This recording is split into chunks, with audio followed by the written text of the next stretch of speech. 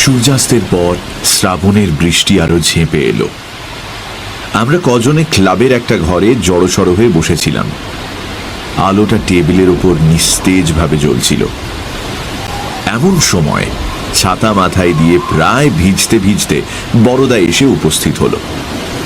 আমাদের মধ্যে একজন তাকে সম্ভাষণ করে বলল, আরে আইয়ে বড়দা বাবু, আইয়ে। বড়দা ছাতাটা মুড়ে এক কোণে দাঁড় করিয়ে দিয়ে কোঁচা দিয়ে মাথা মুছতে মুছতে একটা চেয়ার দখল করে বসল। একটি দীর্ঘ নিঃশ্বাস ফেলে বলল, এ ভরা বাদরে শূন্য মন্দির মোর, গিন্নি বুঝে সুঝে আজই বাপের বাড়ি চলে গেলেন। অমূল্য এক কোণে গুড়িসুড়ি পাকিয়ে বসেছিল। বলল, ও তাই আমাদের জ্বালাতে এসছো? বড়দা ওদিকে কান্না দিয়ে বলল, বাড়িটা ভারী ফাঁকা ফাঁকা ঠেকতে লাগলো, তাই। 2 মিনিট চুপচাপ থাকার পর বুক পকেটের ভেতর থেকে সিগারেটের বাক্স বের করে একটা সিগারেট ধরিয়ে বলল, আজকের বৃষ্টি দেখে একটা পুরনো গল্প মনে পড়ছে। এই সারলে? অমূল্য উঠে দাঁড়িয়ে বলল, একটু যে নিশ্চিন্তি হয়ে ক্লাবে বসবো তার জো নেই। আমি বাড়ি চললাম। এই ঋষি, তোমার ছাতাটা যদি দাও। মানে ঋষি ঘাড় নেড়ে বলল, আমাকেও তো বাড়ি যেতে হবে, বৃষ্টি আজ রাতে থামবে বলে মনে হচ্ছে না। অমূল্য ব্যাকুল চোখে ঘরের চারিদিকে একবার তাকিয়ে দেখল, কিন্তু ছাতার সত্ত্বাধিকারী কারুর মুখে করুণার কণামাত্র না দেখে হতাশ ভাবে আবার চেয়ারে গিয়ে বসে পড়ল। পৃথ্বী জোরে হেসে উঠল। অমূল্য, কপালের লিখিতং ঝাঁটা, কোন শালা কিংকরিষ্যতি, বড়দার গল্পটা শুনেই যাও। অমূল্য জবাব দিল না। বড়দা আরম্ভ করল, বছর কয়েক আগেকার কথা। সেবারও এরকমই নিদারুণ বর্ষা, ভাসছে খাল বিল। আমার মাস্তুতো ভাইয়ের বিয়েতে বরযাত্রী গিয়েছি। দাদা বিয়ে করলেন বাংলাদেশের এক অতি পুরনো পচা পাড়া গায়ে। আমাদের কারুর মত ছিল না, কিন্তু প্রজাপতি শুনলেন না, অগত্যা সেইখানেই যেতে হলো। একে পল্লীগ্রাম, তার উপর আবার বর্ষাকাল। সে দৃশ্য বর্ণনা করা আমার সাধ্যের নয়। সুবিধের মধ্যে রেলের স্টেশন ওই এক কোষের মধ্যেই ছিল। স্টেশনে নেমে সকলে পায়ে হেঁটে কনের বাড়ির দিকে যাত্রা করলুম, কারণ জানা গেল যে মাঝখানে একটা পুল ভেঙে গিয়ে সেই রাস্তা গরুর গাড়ির পক্ষেও দুর্গম হয়ে উঠেছে। পুরোহিত ন্যায়রত্ন মশাই সঙ্গে ছিলেন। কাদার মধ্যে তার এক পাটি খড়ম ভেতরে ঢুকে গেল, তাই দেখে আমরা নিজের নিজের জুতো বগলে করে নিলাম। তারপর অনেক বাধা বিঘ্নের ফাঁড়া কাটিয়ে যখন মেয়ের বাড়ি উপস্থিত হলাম, তখন বর থেকে নাপিত পর্যন্ত কাউকে চেনা গেল না। কেবল মেসোমশাই গোঁফ থেকে কাদা নিংড়োতে নিংড়োতে কাকে খিচচ্ছিলেন। গলার আওয়াজে তাকে ধরে ফেললুম। এই একরোশ পথ পায়েসের মতো কাদার মধ্যে দিয়ে হেঁটে বেশ পরিশ্রম হয়েছিল।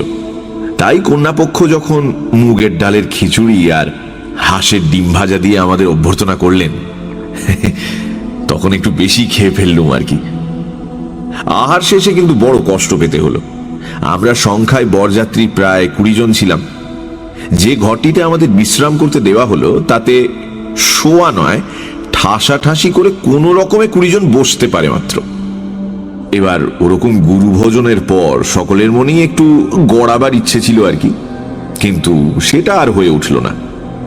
শুধু রোগা লিকলিকে চেহারার ন্যায়রত্ন মশাই কোনো মতে একটা কোণে কুণ্ডলি পাকিয়ে শুয়ে পড়লেন। আর সকলে পান তামাক খেয়ে গল্প গুজবে সময় কাটাতে লাগলো। একদিকে জনা কয়েক ছোকরা তাস নিয়ে বসে গেল। আমার কিন্তু বড় বিরক্ত লাগলো। জানলার ধারে বসে মন খারাপ করে ভাবতে লাগলাম, দিনের বেলা তো যা হোক হলো, রাতেও কি ওই ব্যবস্থা নাকি? গোধূলি লগ্নে বিয়ে, সুতরাং রাতে ঘুমোবার কোনো বাধা নেই। দাদা না হয় বাসর ঘর আলো করে শালি আর দিদি শাশুড়ির সঙ্গে রসিকতা করে রাত কাটাবেন, কিন্তু সেজন্য আমার সারা রাত জেগে পাহারা দেওয়ার তো কোনো দরকার নেই। তাই বাড়ির একজনকে ডেকে জিজ্ঞাসা করলাম, রাতে শোয়ার ব্যবস্থা কিরকম?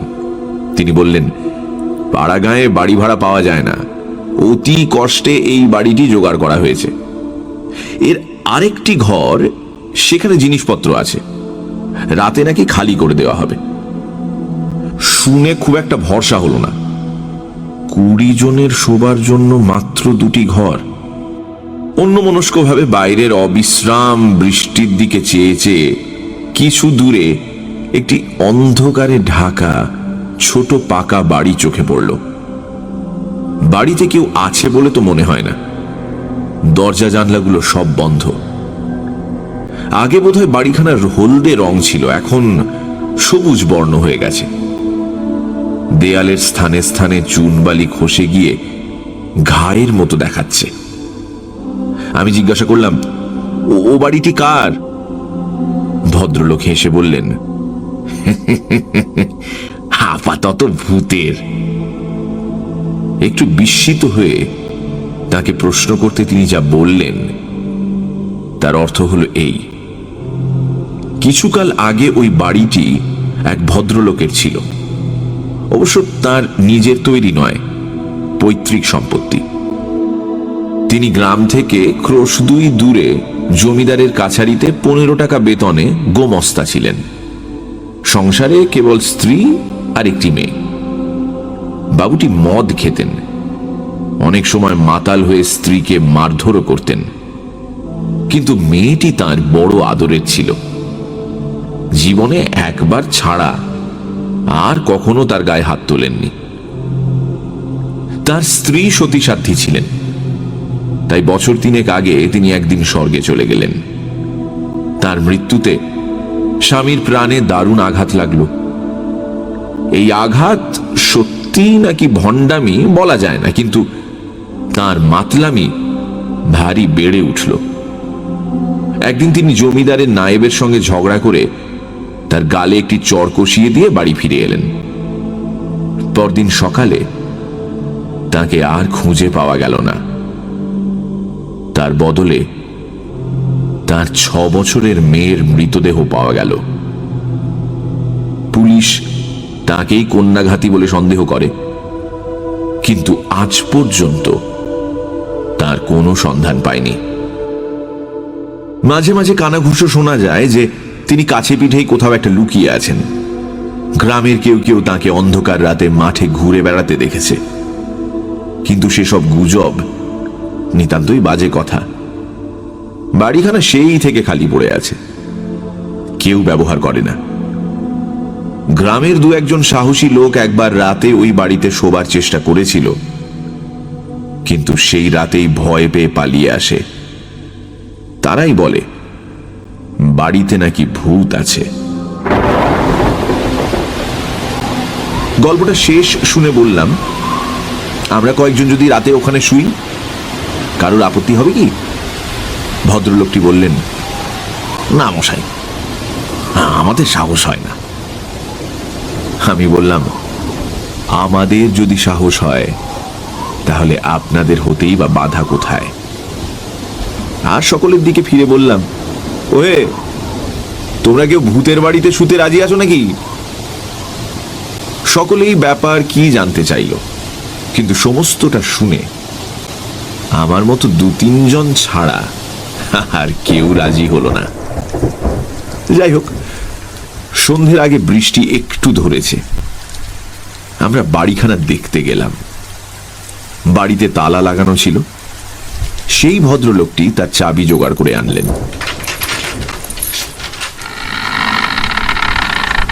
দরজা খুলে ঘরে ঢুকতেই ভেতরকার বদ্ধ অন্ধকার যেন বন্য জন্তুর মতো আমাদের ঘাড়ে লাফিয়ে পড়ল। স্যাঁতস্যাঁতে ভেজা একটা দুর্গন্ধ নাকে এসে ঢুকল। তাড়াতাড়ি পাশের একটা জানলা খুলে দিতেই বাইরের মলিন আলো ম্রিয়মান হয়ে ঘরে ঢুকল। দেখলাম মেঝের ওপর প্রায় 1 ইঞ্চি পুরু ধুলো পড়েছে। কোণে কোণে ঝুল আর ওই মাকড়সার জাল। মোটের ওপর যতদূর নোংরা আর অস্বাস্থ্যকর হতে পারে ঠিক সেটাই। বাড়িতে মাত্র 2টি ঘর, তার মধ্যে একটি শোয়ার জন্য। আসবাবের মধ্যে একটি পুরনো পোকায় খাওয়া খাট আর তার মাথার কাছে একটি পাল্লা লাগানো দেয়াল আলমারি। ঘরটি নেহাত ছোট নয়, খিড়কির দিকে একটা জানলাও আছে। দেখে শুনে সঙ্গীদের মধ্যে একজন হাসবার চেষ্টা করে বললেন, না হে, আজ রাতে আর শোবার দরকার হবে না, ওই তাস পাশা খেলে কাটিয়ে দেওয়া যাবে। কাজ কি বাবা? ভদ্রলোকটি সঙ্গে ছিলেন, তিনি হেসে মুখ ফিরিয়ে নিলেন। আমি বললাম, বেশ, তোমরা তাস পাশাই খেলো, আমার কিন্তু না ঘুমোলে চলে না। ভদ্রলোকটিকে বললাম, আপনি দয়া করে একটা চাকর পাঠিয়ে দেবেন, এই ঘরটা ঝাড় দিয়ে বিছানা করে দেবে। ভদ্রলোকটি এবং সঙ্গীরা ক্ষীণভাবে একবার বাধা দিলেন, কিন্তু আমার জেদ চেপে গেছে দেখে আর কিছু বললেন না। রাতে শুভ কাজটি যথাসময়ে শেষ হয়ে গেল। 10:30টার পর খাওয়া দাওয়া শেষ করে লণ্ঠন হাতে একলা শুতে গেলাম। সন্ধ্যের পর আবার বৃষ্টি আরম্ভ হয়েছিল, এখনো সমানভাবে চলছে। বাড়িতে ঢুকে ভেতর থেকে দরজায় খিল লাগিয়ে দিলাম, তারপর লণ্ঠন হাতে শোবার ঘরে গেলাম। চাকর বিছানা পেতে মশারি ফেলে দিয়ে গিয়েছিল। খিড়কির দিকে জানলাটা আগের মতোই বন্ধই ছিল। আলো ধরে ঘরখানাকে একবার ভালো করে দেখে নিয়ে দরজা বন্ধ করে দিলাম। ঘরের দরজা বন্ধ করে দিতেই ঘরটা অত্যন্ত নিস্তব্ধ মনে হতে লাগলো। হাওয়া বাতাসের অভাবে একটু গরমও লাগতে লাগলো। জানলাটা ধরে 2-3 বার টানাটানি করার পর সেটা খুলে গেল। তখন আবার ব্যাঙ ও ঝিঁঝি পোকার কনসার্ট শুনতে পেলাম। জানলা খুলে ফিরে আসতে পাশে দেয়াল আলমারিটা পড়ে। কৌতূহল হলো, সেটাকেও খুলতে গেলাম, দেখি মরচে পড়ে সেটাও এঁটে গেছে। জোরে একটা মারতেই ঝনঝন শব্দে খুলে গেল। ভেতরে দরকারি জিনিস কিছুই নেই, কেবল গোটা 5-6 খালি মদের বোতল বাড়ির মালিকের মদের নেশার প্রমাণস্বরূপ এদিক ওদিক দাঁড়িয়ে আছে। শরীর বেশ ক্লান্ত হয়েছিল, তাই আলোটা কমিয়ে খাটের পায়ের কাছে রেখে শুয়ে পড়লাম। শুয়ে শুয়ে রবিবাবুর একটা গল্প বারবার মনে পড়তে লাগলো। 2-1 গায়ে কাঁটাও দিল, কিন্তু ভীষণ ক্লান্ত হয়ে পড়েছিলাম বলেই হোক, বা ভয় বস্তুটা আমার শরীরে কম আছে বলেই হোক, এই ভুতুড়ে বাড়িতে একলা শুয়েও অল্প কিছুক্ষণের মধ্যেই ঘুমিয়ে পড়লাম। রাত মনে হয় তখন 2টো কি 2:30 হবে। হঠাৎ কানের খুব কাছে একটা ঝনঝন শব্দ শুনে একেবারে ধড়মড় করে বিছানার উপর উঠে বসলাম। দেখি দেয়াল আলমারি থেকে শব্দটা আসছে। নিমেষের মধ্যে দারুণ ভয়ে আমার সমস্ত যুক্তি, তর্ক, বুদ্ধি, বিবেচনা একেবারে হারিয়ে গেল। এই শব্দটার যে কোনো স্বাভাবিক কারণ থাকতে পারে সে কথা আমার মনের ধার ঘেঁষেও গেল না। সমস্ত চেতনা দিয়ে অনুভব করতে লাগলাম সেই খালি মদের বোতলগুলো সজীব জীবন্ত হয়ে লাফিয়ে লাফিয়ে ওই পাল্লাগুলোয় আঘাত করছে। সে শব্দ আর থামে না।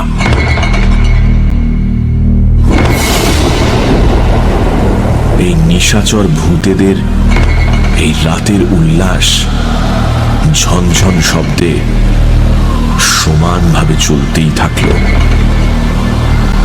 আমি মশারির মধ্যে একটা বালিশ আঁকড়ে ধরে কাঠ হয়ে বসে রইলাম। আমার অবস্থাটা একবার ভেবে দেখো, বাইরে প্রচন্ড বৃষ্টি আর ভেতরে অশরীরীর নাচ। আমি আর বিছানার মধ্যে থাকতে পারলাম না, মশারি ছিঁড়ে বাইরে এসে পড়লাম। আলোটা বাড়িয়ে দিতেই ঘরের এই শূন্যতা যেন আমার চারদিকে দাঁত বের করে হেসে উঠল। অন্ধকারের চেয়ে ছিল ঢের ভালো। খালি মনে হতে লাগলো ওই বোতলগুলো এক্ষুনি নাচতে নাচতে আলমারি থেকে বেরিয়ে আসবে, এবং তারপর যে কি কাণ্ড শুরু হবে তা আমার বিধ্বস্ত মস্তিষ্ক দিয়ে কল্পনা করতে পারলাম না। আমি ছুটে জানলার কাছে গিয়ে সজোরে করাত চেপে ধরলাম। ঠিক এই সময় আকাশের মাঝখানে বিদ্যুৎ চমকালো। বাইরের সমস্ত দৃশ্যটা এক মুহূর্তে চোখের সামনে ভেসে উঠল। জানলা থেকে হাত 25 দূরে একটি প্রকাণ্ড গাছ ছিল। নিম কিংবা তেঁতুল ঠিক ধরা গেল না, সেই গাছের গোড়ায় একটা বিরাট আকৃতির লোক কোদাল দিয়ে প্রাণপণে কোপাচ্ছে।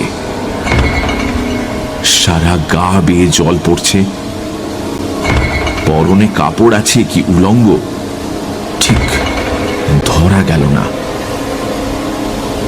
কৌতূহলে ভয় অনেকটা চাপা পড়ে গেল। আমি আরেকবার বিদ্যুতের আশায় বাইরের অন্ধকারের দিকে তাকিয়ে রইলাম। বিদ্যুৎ আবার চমকালো। দেখলাম ক্লান্তি নেই, বিশ্রাম নেই, বৃষ্টির দিকে ভ্রুক্ষেপ নেই। লোকটা একইভাবে গাছের গোড়ায় কোদাল চালাচ্ছে, আর সেই কোদালের তালে তালে ঘরের মধ্যে আলমারির ভেতর থেকে শব্দ আসছে, ঝানঝান ঝানঝান।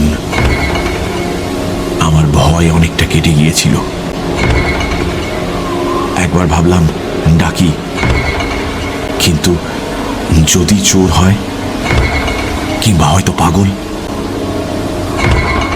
কোনো কিছু স্থির করবার আগেই না বুঝে সুঝে লণ্ঠনটা জানলার সামনে তুলে ধরলাম। বাইরের লোকটাকে সে আলোতে দেখা গেল না, কিন্তু হঠাৎ আলমারির ঝনঝনানি বন্ধ হয়ে গেল।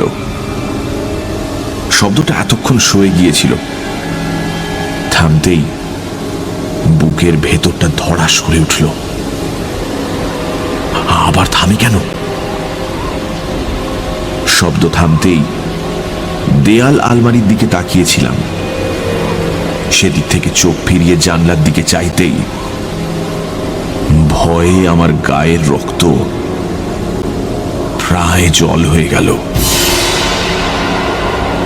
লণ্ঠনের ঘোলাটে আলোতে দেখলাম ঠিক জানলার ওপারে একটা মস্ত ঝাঁকড়া মাথা, আর তারই ভেতর থেকে দুটো বড় বড় লাল চোখ আমার মুখের ওপর স্থির হয়ে আছে। আমার হাঁটু দুটো এবং গলার আওয়াজ তখন একেবারে শাসনের বাইরে চলে গেছে।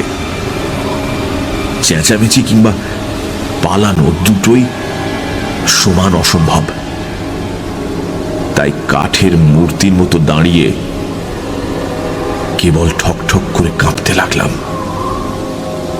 হঠাৎ বাঘের থাবার মতো একজোড়া হাত বাইরের অন্ধকার থেকে উঠে এসে জানলার দুটো গড়াত ধরে টান দিল।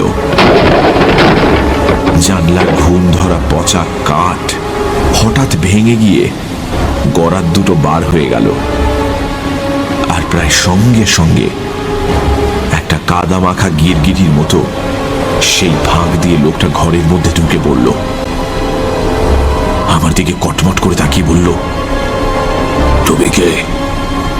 নিজের নামটা পর্যন্ত সাফ ভুলে গিয়েছিলাম, তাই উত্তর দেওয়া আর হয়ে উঠল না। লোকটা নিষ্পলক দৃষ্টিতে আমার দিকে চেয়ে রইল। তারপর তার মাথার চুলগুলো সজারুর কাঁটার মতো খাড়া হয়ে উঠল। সে ভাঙা গলায় চিৎকার করে উঠল, তুমি পুলিশ! আমি প্রবল বেগে ঘাড় নেড়ে জানালাম যে না, আমি পুলিশ নই। আশ্চর্য, লোকটা তখনই অকপটে তাই বিশ্বাস করে মাটিতে বসে পড়ল। কোমরে একটা ছেঁড়া ন্যাকড়া জড়ানো ছিল মাত্র। একবার ঘরের চারদিকে তাকিয়ে বলল, 3 মাস মদ খাইনি, 3 মাস, বুকটা ফেটে যাচ্ছে। আমাকে একটু মদ দিতে পারো? বেশি বেশি নয়, 1 গ্লাস দেবে? এমন বুক ফাটা মিনতি আর কখনো শুনেছি বলে মনে হয় না। বোধ হলো মদের দুর্নিবার পিপাসা লোকটাকে পাগল করে দিয়েছে। একটা সন্দেহ গোড়া থেকেই আমার মনে উঁকি মারছিল। আমি বললাম, মদ তো নেই, কিন্তু আপনি কি? লোকটা 2 হাঁটুর মধ্যে মাথা রেখে অনেকক্ষণ চুপ করে রইল। শেষে মাথা তুলে বলল, এই বাড়ির মালিক আমি। নিজের মেয়েকে খুন করে পালিয়ে যাই। গোবস্তাগিরি করতাম, একদিন ঝগড়া করে চলে এলাম। তখন স্ত্রী বেঁচে নেই, শুধু মেয়ে। বাড়ি আসতেই মেয়েটা বলল, বাবা, বাবা, খেলা করতে করতে পায়ের মল গাছতলায় কোথায় পুঁতে রেখেছিলাম, আর খুঁজে পাচ্ছি না। মাথায় রাগ চড়েই ছিল, মারলু মেয়েটার রগে 1 চড়। মেয়েটা সেইখানে পড়েই মরে গেল। সেই থেকে পুলিশের ভয় পালিয়ে বেড়াচ্ছি।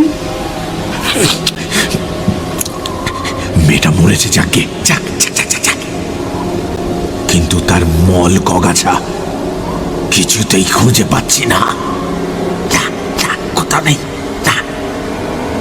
এই বলে লোকটা লাফিয়ে উঠে একবার আলমারির দিকে ছুটে গেল। খালি বোতলগুলো পেড়ে পেড়ে মাটিতে আছড়ে ভাঙতে লাগলো। তারপর উন্মত্ত একটা চিৎকার করে যে পথে এসেছিল সেই পথেই বেরিয়ে গেল।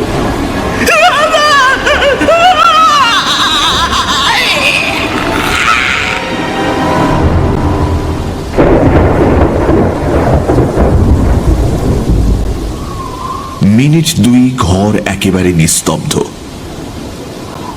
তারপর আলমারির কাঁচের পাল্লা দুটো সজোরে শব্দ করে উঠল, ঝন ঝন ঝন। বড়দা চুপ করল। অমূল্য কটাক্ষ করে বলে উঠল, ব্যাস, এই গল্প, খালি ঝন ঝন ঝন। বড়দা বলল, আর একটু বাকি আছে। শেষ রাতে একটু ঘুম এসে গিয়েছিল। হঠাৎ চমক ভেঙে গেল। দেখলাম ঘর একেবারে অন্ধকার। আলোটা যেন কখন নিভে গেছে। অনেকক্ষণ কান খাড়া করে শুয়ে রইলাম, কিন্তু খোলা জানলা দিয়ে ঝিঝির শব্দ ছাড়া আর কিছুই কানে এলো না।